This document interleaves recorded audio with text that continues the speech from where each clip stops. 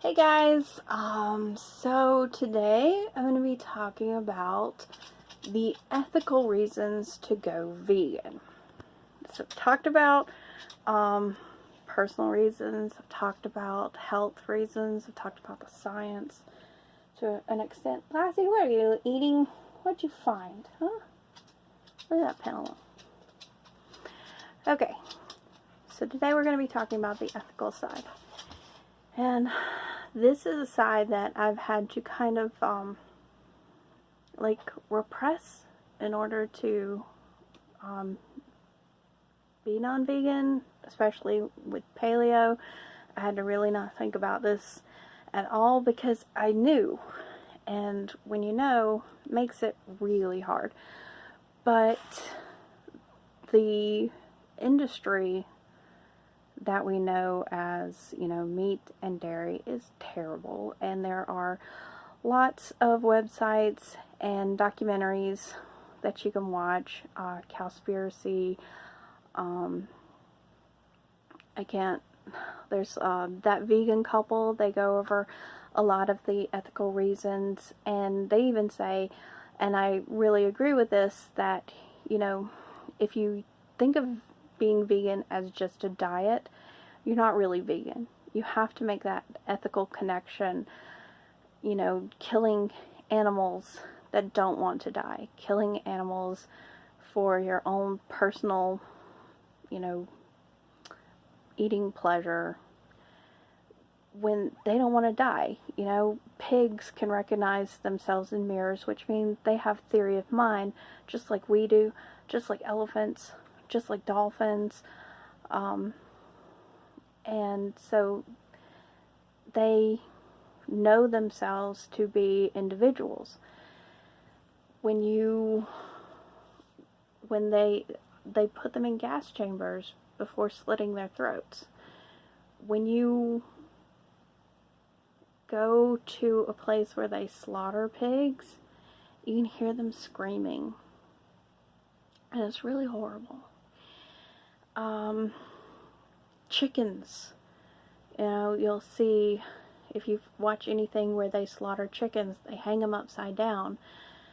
That's because, have you heard the phrase running around like a chicken with its head cut off?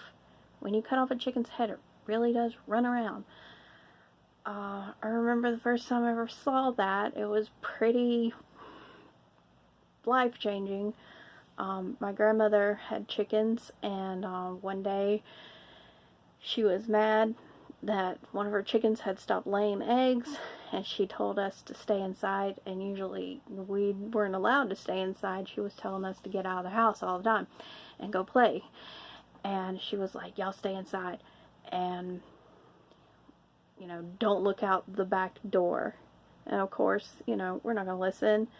And we look out and we see her pick up this chicken that isn't laying and sling it around, break its neck, and then cut its head off, and then it just continues to just run around.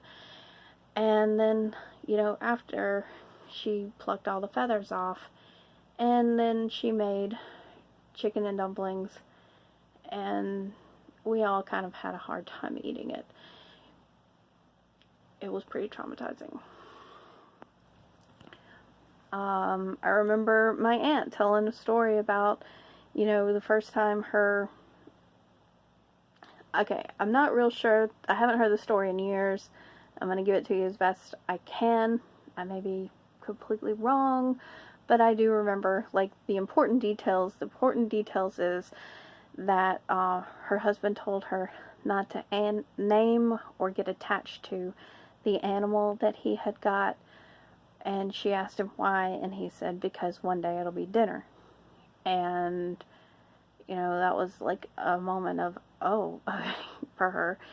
And so they raise animals to eat, and they raise a lot of fruits and vegetables. She cans and all that, but she learned pretty quickly that you can't be attached to something and then eat it. And we as humans get very attached to animals. We love animals, you know, for the most part, unless you're some kind of psychopath. We want to, you know, pet animals and hug on them and love them and take care of them. And you can't, I mean, you really have to make a disconnect when you turn around and eat them. And that's why we call cows beef and pigs pork. And we don't change chicken because people don't seem to care about chickens. But chickens have language. They have chicken words. I had a teacher in psychology, and she had chickens. She was raising chickens, and she just fell in love with the chickens. And she taught her rooster. He died a few years back, but she had taught him how to do card tricks.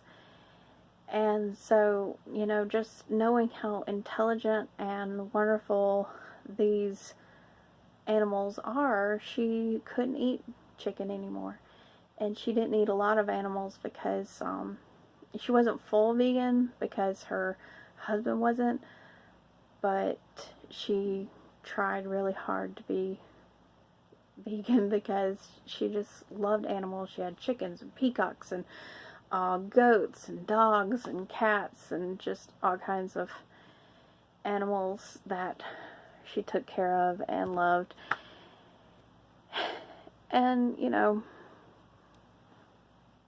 I know personally I've had to make really huge disconnects to be able to eat because I grew up around cows and chickens and pigs. And, you know, I'm a big animal lover. I have this dog. She is part of my life, and I can't imagine eating her. But, you know, there are countries where they eat dogs. And, you know, like that vegan couple said, if you make that ethical connection, then you're going to stay vegan, because it is more than just a diet. It is about the ethicalness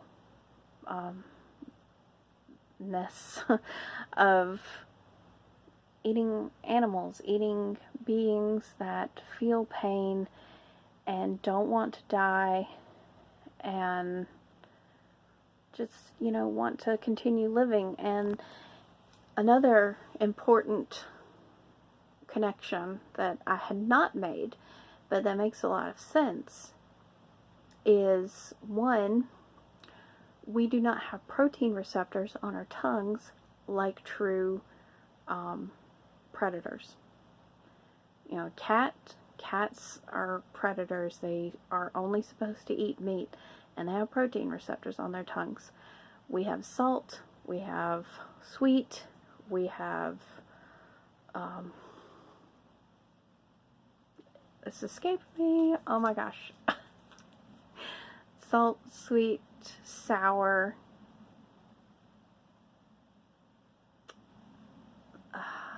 gosh, it's probably going to come to me after I turn off the camera. But, you know, we don't have protein receptor. We can't taste meat. And I prove it to you, if you're a meat eater and you're like, oh, I love meat, I love the taste of meat. Alright, get you fresh meat that has not been injected with a salt solution to keep it shelf stable for any length of time. Like, go to the butcher or something, get it super fresh, and then cook it up without seasoning, without salt, without pepper, without steak sauce, without any of that, and tell me, is it still good? Because I bet it's not. You like the salt, you like the taste of sauces that you put on, but meat doesn't really have a flavor to us. And another connection I had not made is, give me a second because I forgot it. Okay, I remembered. We do care about animals, whereas pure predators like bears, they don't think twice about killing an animal and eating it. But we do. it is hard for us to, you know, kill our own food. It is, unless we're in like desperate situation. It's like starving situations. People who work in slaughterhouses experience PTSD from just having to deal with that all the time.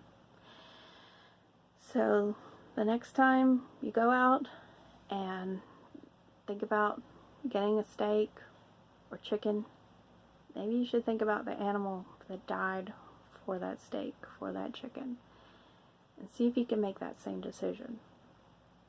I can't anymore. I can't do that. And dairy is just as bad, if not worse. You might think, oh, dairy, that doesn't harm anyone. But like I said, watch, because, you know, they take the babies from the moms, and they'll either raise them as beef or kill them at a young age for veal, because there's no room in the dairy industry for males. And so if a male is born, he's not worth it unless he's veal. If a male chick is born, they grind him alive. And that's terrible. And I can't be a part of it. And I hope you can't either. So if you can't, like this video and hit subscribe. And I know this was dark and everything, but that's the nature of the meat industry. It's dark. And it's pretty terrible. And tomorrow we're going to be talking about environmental aspects, if I'm not too exhausted from the appointment that I have to go to tomorrow, because I'm not looking forward to it. I'm really not looking forward to it. So, I'll see you guys either tomorrow or Wednesday, and we'll talk about the environmental aspect of going vegan. Alright, I love you guys so much, and I'm sorry for bringing you down. If it makes you feel better, you want to see my dog? Lassie, come here. Come here and say hi. Come here. Come here and say hi. Oh, hold up. Hey, you want to say hi? You don't like cameras. Lassie, come here. Hey, hey. Oh, I love you. Alright guys, I'll see you. Bye.